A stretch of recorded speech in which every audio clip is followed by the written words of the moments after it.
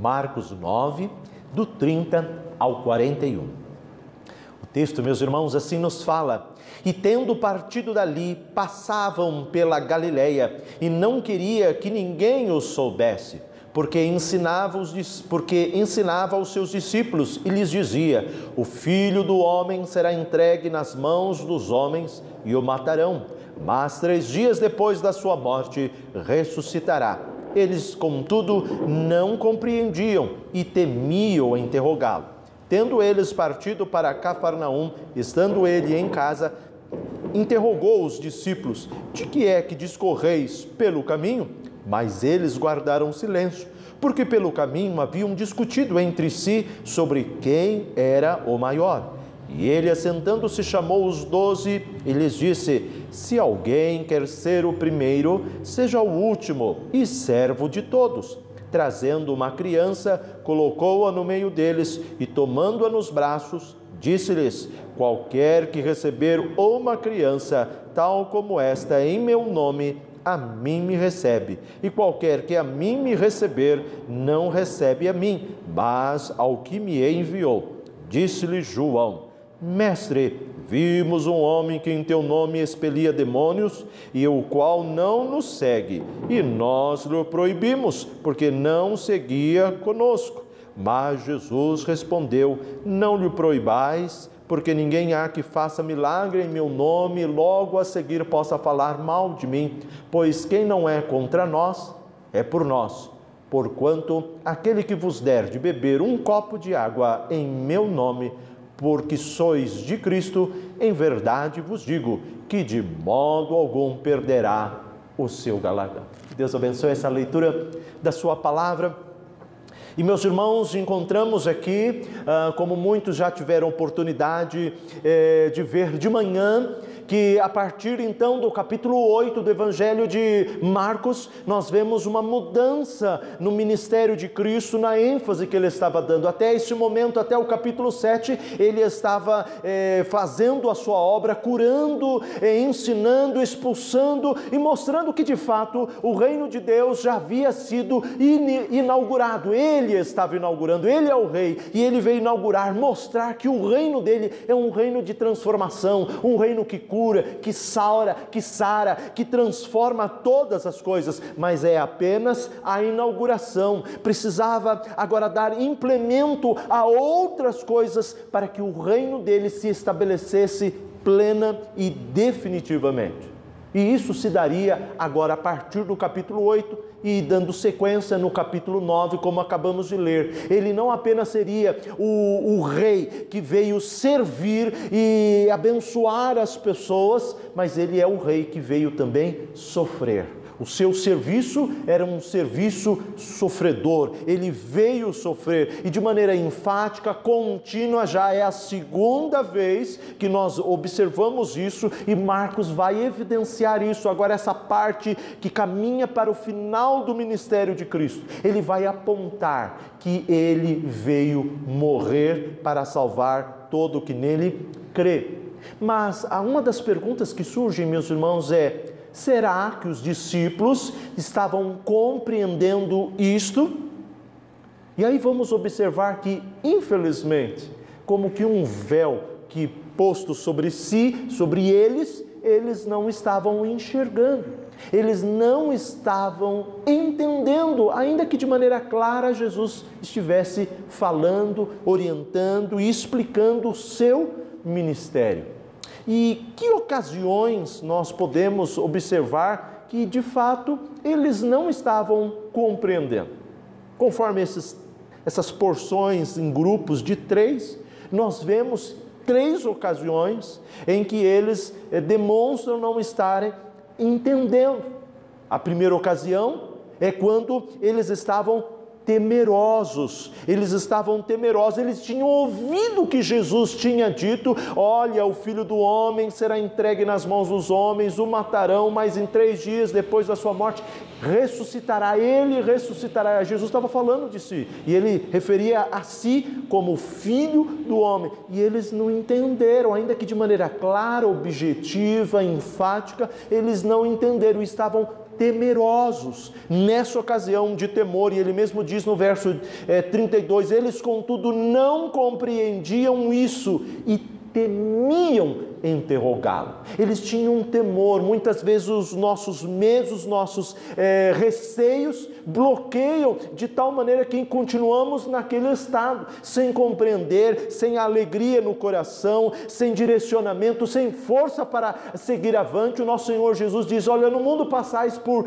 tribulações, por aflições, mas tende bom ânimo, e eles estavam precisando deste ânimo. Mas aqui, com o temor que eles estavam de interrogar, de: Senhor, me desculpe, eu não estou entendendo, eu sei que o Senhor falou, mas eu queria entender com mais exatidão. E nós observamos, meus irmãos, que até aquele instante, e aí vemos a importância e o valor da morte de Cristo e da sua ressurreição, porque até então, quando isso não estava acontecendo, parece-nos que ainda que eram discípulos, 12 apóstolos, eles tinham como que um véu sobre si, que muita coisa que Jesus dizia, eles não entendiam.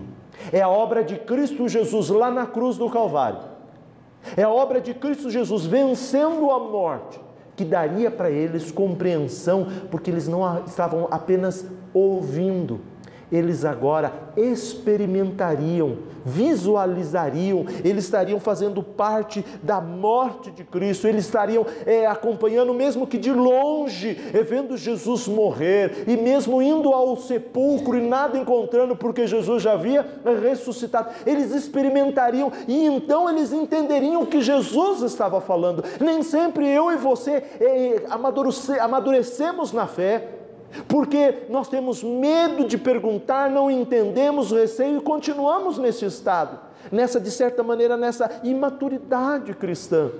Mas quando nós vivenciamos o que Jesus passou e o que haveremos também nós, cada um passar, nós vamos ter um entendimento muito maior. Nós temos que entender, por exemplo, para compreendermos melhor, no próprio capítulo 9, ele inicia falando de uma ocasião muito importante. Porque só em 2 ocasiões houve do céu uma voz: este é o meu Filho amado em quem me comprazo. No seu batismo, no batismo de Jesus e na transfiguração. E no capítulo 9, Marcos relata essa transfiguração. Relata. Até então, os discípulos, incluindo Pedro, eles não tinham entendido, e de tal maneira, quando houve a transfiguração, Jesus fica como que uma alvura, algo muito branco, como nenhum lavador, nenhuma lavanderia conseguia fazer a roupa mais branca possível ficar mais branca ainda, e era muito fulgurante, brilhante, resplandecia, e apareceu de um lado Moisés, e o outro profeta do outro lado, Elias. E diz-nos o texto que Pedro, sem saber o que dizer, sem entender, e por isso falou sem entendimento, ele falou: Senhor, mestre, olha, que felicidade, estou muito feliz, Senhor, eu vou fazer 3 tendas, uma para o Senhor, uma para cada um dos profetas, Senhor, eu vou fazer. E quanto menos esperou, que tudo aquilo parou, sumiu. Para Pedro, que não tinha o entendimento como outros, parecia que Cristo Jesus ali já estava como o paraíso. Senhor, eu vou fazer uma tenda para que o Senhor fique aqui, os demais fiquem, e agora continue assim.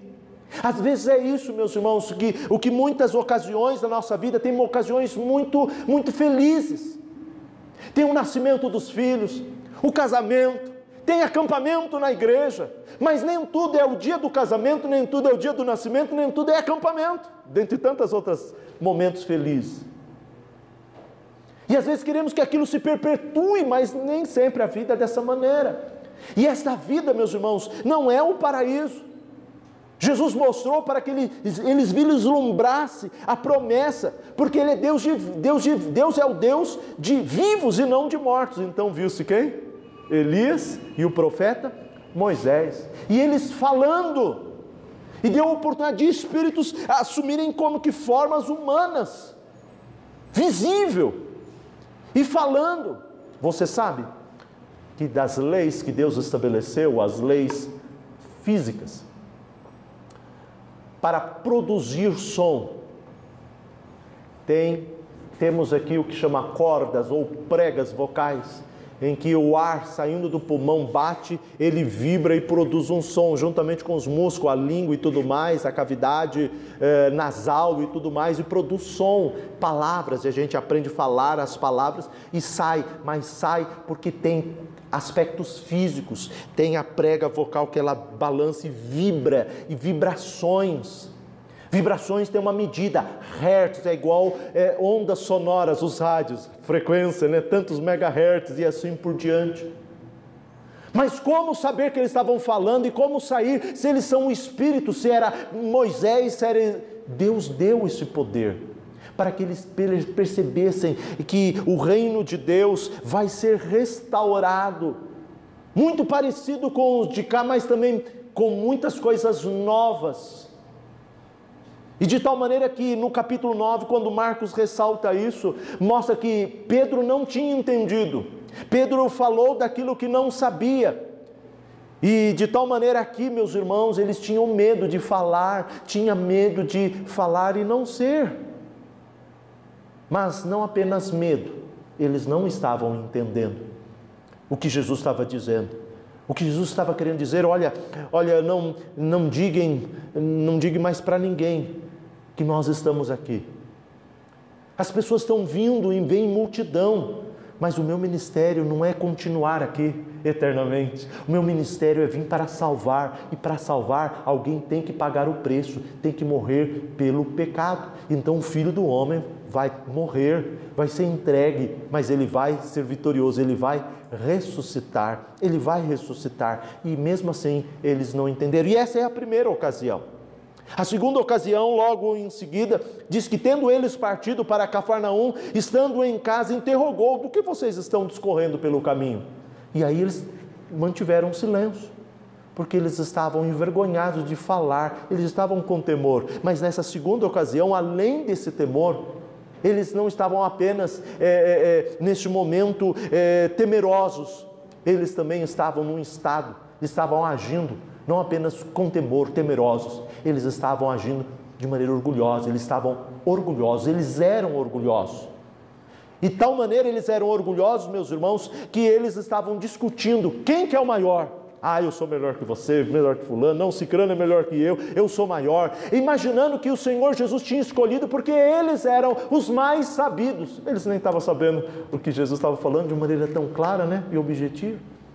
Mas eles achando, não, eu participei, eu vi isso, eu sou mais próximo, quando sempre Jesus, quando faz alguma coisa, ele me chama. Agindo com orgulho, achando que tudo aquilo que eles estavam fazendo era para a promoção deles, não era. Era para a promoção do reino de Deus. Eles são instrumentos, são servos para servir. E nessa ocasião eles estavam mostrando que eles não tinham entendido o que Jesus tinha acabado de dizer, que deveria morrer e ressuscitar. Eles também deveriam estar morrendo para si mesmo. Quem quer me seguir, como vimos de manhã hoje, negue a si mesmo. Tome a sua cruz, ou seja, símbolo de submissão, e então siga-me. E eles não estavam símbolos de submissão, muito pelo contrário, de insubmissão. Eu sou bom, eu sou maior, porque estavam discutindo quem é o maior. Quem é o maior? E Jesus, com paciência, com sabedoria, sabendo que eles estavam com temor, ele faz a pergunta, ele sabe a resposta, mas ele faz para gerar neles um conhecimento que ele cuida de nós. Ele é o bom pastor e nada há de nos faltar, não vai faltar o entendimento, não vai faltar a explicação, e ele vai tirar eles daquela ignorância e vai ajudar a crescer na fé e não viver naquela maneira, deste modo, sem entendimento. E então ele pega uma criança, ele está sentado, acreditamos que pela palavra que ali está, ele pega uma criança, mas não era simplesmente um menino ou uma menina, é uma criança, não sabemos o gênero, masculino ou feminino. O fato é que ele pegou essa criança, mas dá-nos a entender que era uma criança pequena. E é bem possível que seja uma criança que não andava ainda, já sentava, tinha equilíbrio, vamos dizer, até podia engatinhar, vamos imaginar assim, mas era uma criança. Uma criança que provavelmente, se andava, dava alguns passos, já ficava cansada, como a gente vê as crianças. Ela anda um pouquinho, ela fica cansada, ela já logo estica os bracinhos, querendo colo, querendo que leve e que a carregue, que a transporte pelo colo. E Jesus vai, pega essa criança e coloca ali onde eles estavam, ali no meio, provavelmente assentadas ali. E ele aponta para essa criança e diz: olha, quem quer ser o primeiro, seja o que? Sirva. Todos querem ser o primeiro? Sim, então sirvam. Isso vai dar destaque, o destaque vem pelo trabalho, não para mostrar o quão destacados somos, mas para destacar aquele que serve todas as pessoas, o próprio Filho do Homem, Jesus Cristo. Ele não precisa de ninguém, mas as pessoas precisam dele. Uma criança, meus irmãos, e nós temos que entender isso e crescer. A criança, o ponto que o Senhor Jesus está trabalhando aqui, não é inocência. Em hipótese alguma, é dependência. E é por isso que era uma criança pequena, que precisava pegar no colo. E ele diz que ele pegou nos braços, ou seja, ele abraçou, ele pegou no colo e mostrou essa criança. Olha, se vocês forem como essa criança aqui, colocou no meio deles e tomou nos braços e pegou ela. E então disse: se vocês forem como essa criança, tal como ela, e a receberem, assim como no meu nome, mas recebê-la não porque ela é muito pequena, ela não sabe, mas receber porque ela me representa. Vocês vão receber a mim mesmo, porque ela me representa. Então ele vai trabalhando, meus irmãos, mostrando que aquela criança que é dependente para viver, dependente para comer, dependente para todas as coisas, precisa de pessoas, dos adultos, dos pais, para cuidar daquela criança. Por isso cremos que ela era pequena e ele toma. Se fosse um menino já grande, uma menina grande, ficava mais difícil de tomar nos braços e pegar consigo. Mas uma criança pequena, dando ênfase, portanto, que era mais dependente, ainda essa criança precisava muito mais para andar, muito mais, levando consigo no colo. E ele diz: olha, se for como essa criança, e vocês receberem essa criança, não porque ela é criança, mas receberem porque elas me representam, elas vêm no meu nome, vocês estão recebendo não a ela, mas aquele a quem a enviou.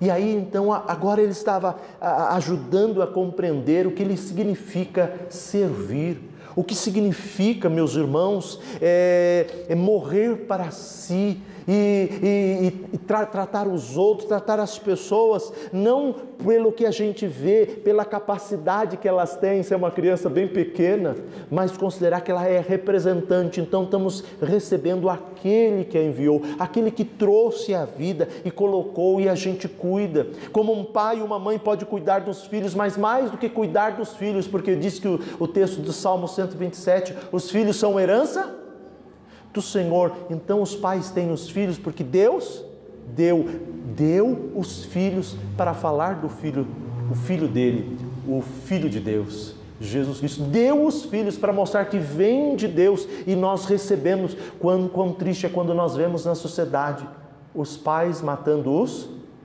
filhos, porque não querem a herança do Senhor. Rejeitam aquilo que Deus deu, a sua própria imagem, a sua semelhança. Eles rejeitam o próprio Senhor Deus. Mas quando recebe uma criança, reconhecendo que a herança do Senhor vem de Deus, que aponta também, Jesus foi criança como todos nós um dia fomos, e quando nós recebemos, e Jesus foi recebido, ele já era bem um pouco maior, tinha 12 anos, e ficaram espantados os doutores da lei com a capacidade de resposta, de argumentação e das ideias, perguntas tão elevadas que fazia para a idade. E a resposta, eles ficaram maravilhados, encantados. Jesus também foi criança.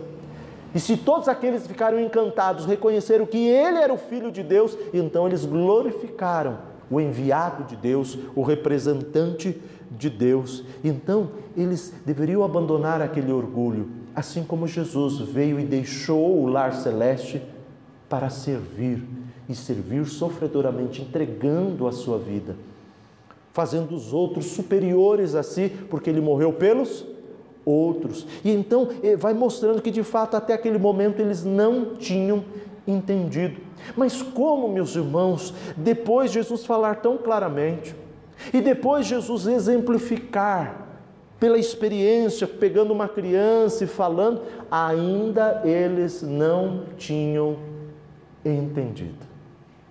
E aí encontramos a terceira e última ocasião do texto que nós lemos, da ocasião que eles não entenderam. A primeira ocasião, quando eles estavam temerosos, eles não tinham entendido que Jesus tinha que morrer e ressuscitar.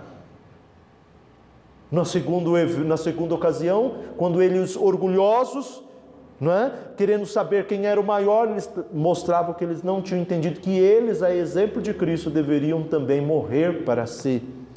E eles não entendendo, vem a última ocasião em que eles falta caridade. Então, quando estavam temerosos, quando estavam orgulhosos e quando não tinham caridade, eles não eram caridosos. Não foram caridosos. Diz que um deles, João, o discípulo amado, aquele que havia recostado sua cabeça no peito do Senhor Jesus, bem próximo do Senhor Jesus, bem íntimo do Senhor Jesus, diz que vem esse João e talvez até pela intimidade, pela proximidade, imaginando, bom, eu vou falar com o Senhor Jesus e ele vai entender e vai atender o meu pedido aqui. E olha, Senhor Jesus, nós vimos este homem, ele estava expulsando os espíritos malignos ali, mas ele não era um dos nossos, não, Senhor. Ele não estava junto conosco. Parece-nos que a ocasião aqui é que ele era um homem crente, um homem que estava fazendo a obra no nome do Senhor Jesus, mas de certa maneira como que rivalizando com os 12 que foram enviados para expulsar, para curar, expulsar os espíritos malignos. E parece então que ele chama este homem e nós impedimos que ele continue o ministério. E o Senhor Jesus fala o contrário, apesar da proximidade, apesar deles não terem entendido o que significava considerar os outros superiores a si mesmo, porque o que serve é aquele que, como se fosse aquele que lava os pés, é o servo, é o que cuida, é o que faz a mesa, é o que faz a comida, é o que lava, é o que passa, é aquele que trabalha, aquele que sua para manter as coisas em ordem, seja em casa, fora, na lavoura, com os animais, é o que trabalha e serve aos demais. Mas ele estava falando, olha, esse daqui não, e Jesus fala o contrário, olha, não proíba ele não, porque aqueles que estão fazendo a obra no meu nome, ele está servindo a mim, ele está fazendo realmente no meu nome. Nem todo mundo que diz o Senhor, Senhor entrará, mas esse daqui era um que fazia, e Jesus vai em favor dele. De tal maneira ele falou, olha, ele não pode fazer as obras que eu faço e dirigir todas as coisas da maneira como tem que fazer, se ele não é dos meus. Ele está fazendo. Olha, se ele não é por nós, ele é contra nós, mas ele está fazendo a mesma obra que nossa, a mesma obra que a de vocês que eu enviei. O Pai me enviou e eu enviei vocês. E Jesus estava dizendo isso, ou seja, a obra é a mesma. Não se coloque acima deles, ainda que eram apóstolos, não se coloque acima deste homem. Considere que estão todos na mesma obra. E Paulo fala o quê? E era apóstolo, eu plantei, Apolo regou, e o crescimento veio do Senhor. Ou seja, Paulo, que tinha uma jornada, que tinha um conhecimento, que tinha uma vida de consagração tão intensa, ele fala, Paulo plantou, Apolo regou, ele não se coloca como maior, ele diz, maior é aquele que dá o crescimento, que faz crescer, ele é maior, todos nós somos cooperadores na mesma lavoura, nós trabalhamos, nós estamos aqui exaltando aquele que nos enviou, assim como Jesus estava exaltando o Pai que o enviou, porque Deus amou o mundo que deu o seu Filho, enviou o seu Filho para que todo que nele crê não pereça, mas tenha a vida eterna. Eles também deveriam servir o mesmo Deus Pai, o mesmo Deus Pai. E eles estavam aqui, como já vimos, estavam temerosos, estavam orgulhosos e eles estavam sem caridade. Não eram caridosos, não estavam agindo com caridade, achando superiores. Falou, não, mais uma vez, não é uma questão de nós somos superiores, nós não somos. Superior é quem nos enviou, é quem nós representamos. E com isso, meus irmãos, o texto bíblico e Marcos vai mostrando, e é importante nós entendermos essa mudança que agora o Senhor Jesus não simplesmente estava em ação, curando, expulsando e ensinando, mas agora ele estava caminhando para uma outra parte importantíssima do seu ministério. Ele seria morto, seria entregue, ressuscitaria e precisava orientar desde já, animar, fortalecer aqueles discípulos e a nós também, que a obra de Cristo não é apenas o dia do casamento, não é apenas o dia do nascimento de um filho, não é apenas um acampamento. São coisas do dia a dia e são coisas difíceis que vêm para nós. O Filho do Homem veio para morrer. Nós estamos neste mundo para fazer morrer a nossa própria natureza pecaminosa. Nós também, num certo sentido, haveremos de ser perseguidos, haveremos de ser rejeitados, e rejeitados até entre nós, um rejeitando o outro.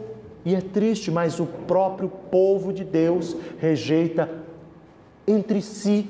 Nós vemos no relato aqui, em que este homem, fazendo a obra do Senhor Jesus, era um cooperador com eles, mas eles estavam o quê? Rejeitando. O Senhor Jesus pega uma criança, não, mas eu vou atender, é para receber a criança, não porque ela é criança, porque ela tem as suas incapacidades, ela não pode fazer tantas e tantas coisas, mas recebê-la pelo que ela representa, receber porque Deus a trouxe e nós a recebemos pelo que Deus fez, o que ela representa o Senhor Deus que nos deu esse privilégio de tê-la conosco, de cuidar dela. É um privilégio, meus irmãos, é um privilégio nosso trabalhar, é um privilégio nosso trabalhar no dia a dia, mas também trabalhar pelo pão que subsiste para a vida eterna. Deus não precisa do meu nem do seu trabalho, mas quando Ele chama, é um privilégio meu e um privilégio seu. Quando a gente oferta, meus irmãos, não é uma questão de obrigação, é uma questão de privilégio oferecer-se e ofertar. Nós somos servos e nós recebemos, e como servos somos tratados não como servos, muito mais como servos, nós somos tratados como amigos. Tratado como amigos. Ele chama junto de si, ele compartilha, ele fala. O dono não falaria assim com o seu escravo, mas ele junta, ele fala, ele tem paciência, não entende, ele explica.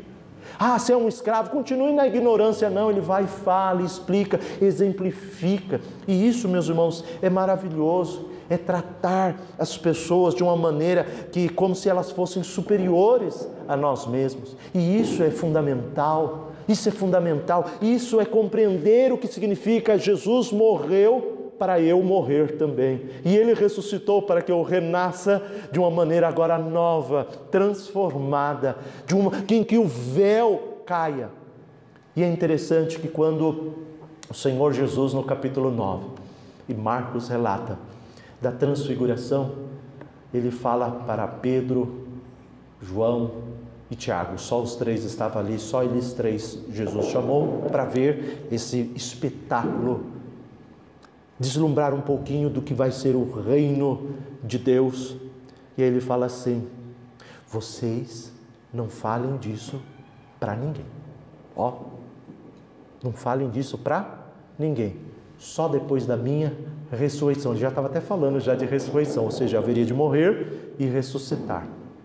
E aí quando encontramos, meus irmãos, depois o relato da morte de Cristo e a ressurreição, agora vemos eles falando para todo mundo: o Senhor Jesus cumpriu a sua obra, Ele cumpriu a sua morte e Ele ressuscitou, mostrando a vitória. Quantas pessoas são testemunhas, e eles, os 12 eram testemunhas disso, inclusive Matias era.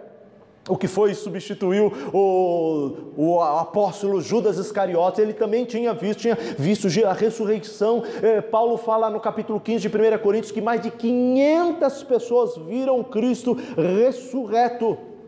E agora eles anunciam: ide pregar o evangelho a toda as nações, e agora divulguem. Ele já cumpriu toda a sua obra. Agora a gente entende por que ele estava dizendo: não falem, não divulguem, porque agora não é hora deles virem, é a vez do Filho do Homem ir para a cruz e morrer e salvar todos os que verdadeiramente vieram e haverão de vir. Ele já tinha orado na oração sacerdotal: não oro só por esse, mas por aqueles que haverão de vir a mim. E isso, meus irmãos, é muito importante. E como mencionamos no início, eles, por medo, por temor, eles não perguntaram. E continuando em outros erros, Jesus faz pergunta para que gere ocasião dele explicar, orientar e eles poderem entender mais profundamente. E eles, na verdade, só entenderam depois que Cristo morreu e ele ressuscitou. E isso, meus irmãos, tem muito a nos dizer. Por exemplo, que certos entendimentos espirituais, que certo crescimento, robustez na fé, só vem e tão somente vem depois de nós experimentarmos um pouco do ministério cristão. Por exemplo, a Bíblia nos fala que o Senhor Jesus é o sacerdote, o supremo sacerdote. E o sacerdote, ele sabe da dor daqueles que vêm pedindo intercessão, e ele pega o animal lá, o Antigo Testamento pegava o animal e fazia, ele não rejeitava, tinha que estar perfeito, não podia estar cego, coxo, tinha as regras, mas ele tinha piedade, ele tinha compaixão, e ele recebia todos que vinham, ele pegava e fazia o ritual, e apontando, aquilo era Cristo, né? Apontando o símbolo de Cristo, e ele fazia para que o Pai pudesse perdoar, ele tinha compaixão, era o pecado que fosse, ele recebia o animal e ele fazia o ritual, ele tinha compaixão. Jesus, meus irmãos, ele passou todos os sofrimentos que nós podemos pensar, toda a dor, a mais intensa, e sofreu de tantas maneiras. E diz-nos a Bíblia que ele aprendeu a obediência pelas coisas que sofreu. Está reservado para mim e para você uma série de lutas que eu e você vamos ter que enfrentar.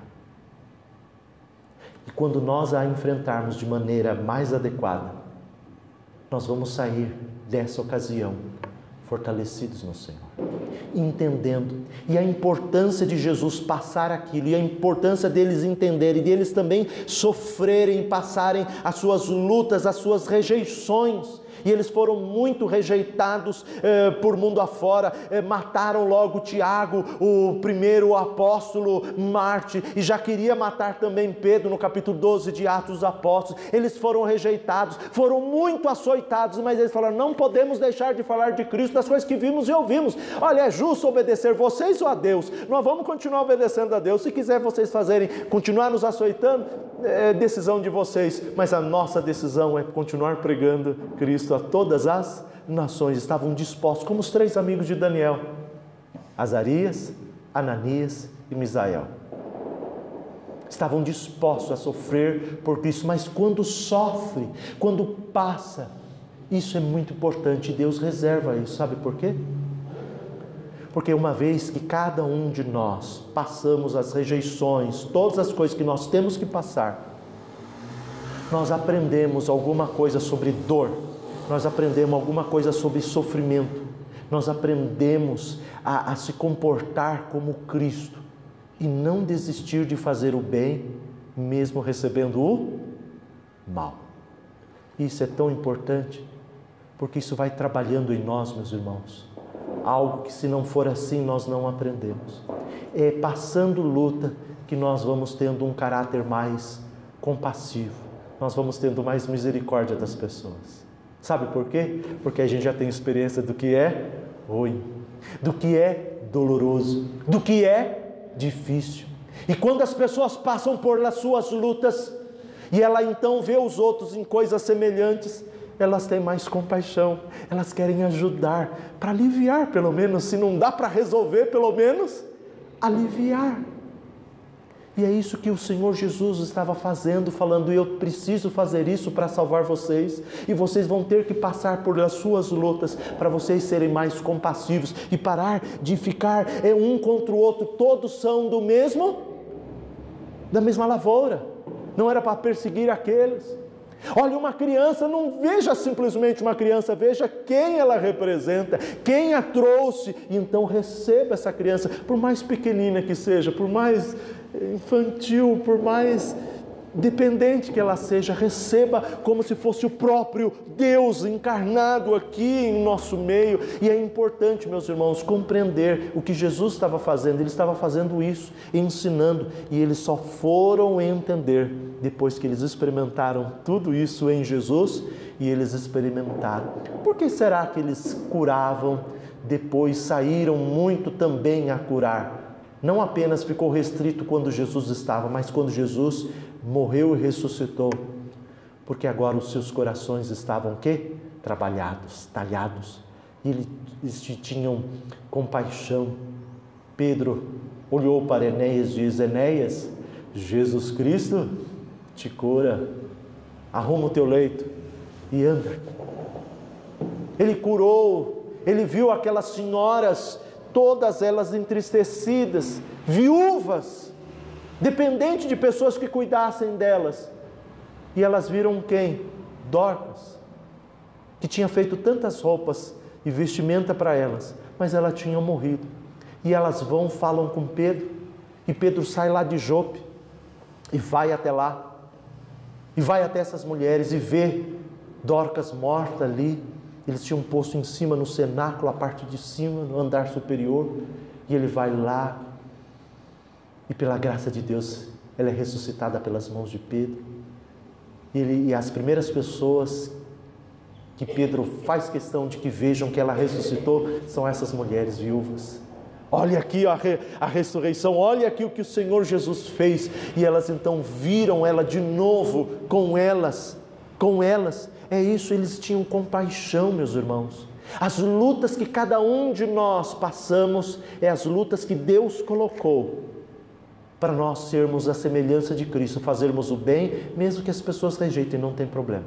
Você continua seguindo o ministério de Cristo, sabendo que isto é o que Deus vai usar para trabalhar você, e você ter experiência de que você está aqui para servir. Não porque é a parte mais fácil de fazer, não. Servir é a parte mais difícil. Você pode estar cansado, às vezes vem de um trabalho cansativo e chega em casa e ainda tem muita coisa para fazer, mas você ainda se dispõe a fazer, e aí você está andando com Cristo, você está se entregando, você está colocando o outro em primeiro lugar, e é por isso que Jesus falou tão enfaticamente, e é por isso que nós também passamos por lutas, para nós aprendermos a ter mais compaixão e tratar as pessoas como enviadas de Deus, como participantes da mesma obra que cada um está fazendo.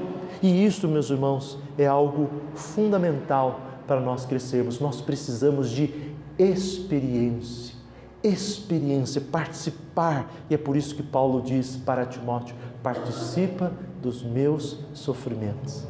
Combate o bom combate, o combate de Cristo. Esse é o bom combate. Luta contra as trevas. Elas vão vir, mas você luta contra elas. E é dessa maneira, meus irmãos, que nós vimos Marcos enfatizando a obra de Cristo tão necessária, e a obra que Ele faz também nas nossas vidas, necessárias para nós crescermos, amadurecermos a varonilidade de Cristo Jesus. Que Deus nos abençoe, nos ajude, e que possamos lidar com toda e qualquer situação como a que foi, com o que Jesus passou.